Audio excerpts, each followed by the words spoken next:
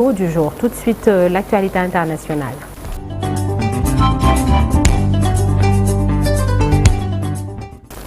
Alors, on parle de la guerre en République démocratique du Congo. Londres annonce suspendre la majorité de ses aides financières au Rwanda. Le ministre britannique des Affaires étrangères, David Lammy, a annoncé donc ce mardi que le Royaume-Uni suspendra la plupart de ses aides au Rwanda, et ce jusqu'à ce que de progrès significatifs soient faits.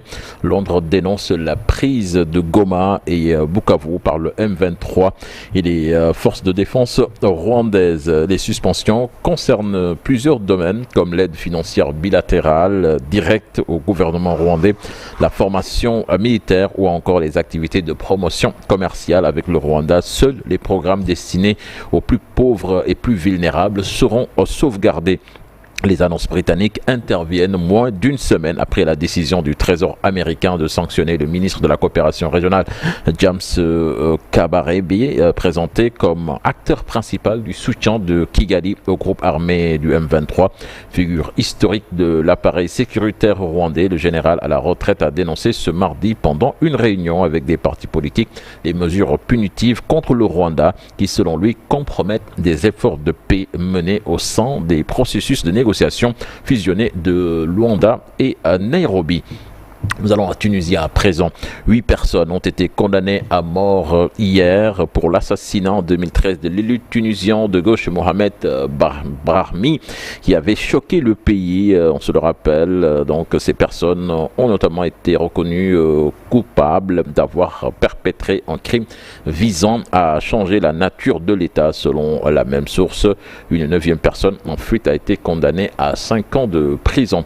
Puis pour terminer, Nata, les discussions sur la biodiversité suspendues en novembre dernier en Colombie reprennent cette semaine à Rome. Lors de la COP16, les négociations ont été interrompues, faute de quorum, notamment sur la question du financement.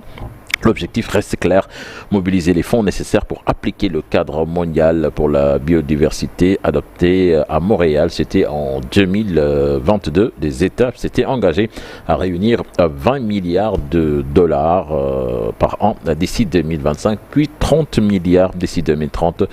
Pourtant, seuls 383 millions ont été promis jusqu'ici par une douzaine de pays et provinces. Voilà sur Nanata. Donc c'est là l'essentiel de l'actualité internationale de ce matin. Vingtaine de minutes pour la version Wolof de l'actualité hors du Sénégal. L'association And Samm Jikko Yi a rappelé récemment le premier ministre Ousmane Sonko sa promesse de faire voter une nouvelle loi contre l'homosexualité. Alors on en parle dans la seconde partie avec Ahmed Thiam, juriste président de l'association Justice sans frontières. Homosexualité, l'impossible criminalisation, c'est une interrogation, les réponses tout à l'heure. Et puis notre invité ce matin, Farba Ibrahim Ndiaye. Il est le secrétaire général du syndicat autonome des techniciens supérieurs de la santé. Il sera avec nous aux alentours de 8h45. Tout de suite, la une des journaux parus ce mercredi 26 février 2025.